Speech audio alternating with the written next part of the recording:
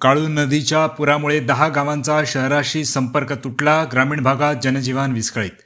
सलग 2 दिवस सुरू असलेल्या मुसळधार पावसामुळे कल्याण तालुक्यातील ग्रामीण भागात जनजीवन विस्कळीत झाले आहे. नदी, ओढे आणि नाले दुथडी भरून वाहत असून काही ठिकाणी पावसाचे पाणी घरात आणि शेतांमध्ये शिरल्यामुळे शेतकऱ्यांसह नागरिकांचे हाल सुरू आहेत.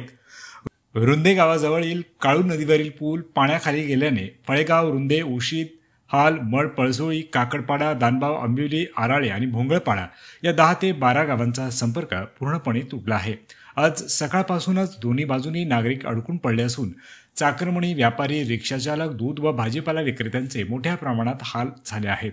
वेळेवर नोकरीवर पोहोचता न आल्याने कामावर परिणाम झाला आहे. दैनंदिन जीवनावश्यक वस्तूंचा पुरवठाही विस्कळीत झाला आहे.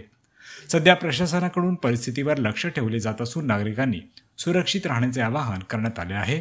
हवामान विभागाने पुढील काही तास मुसळधार पावसाचा इशारा दिला असून नागरिकांची चिंता वाढली आहे.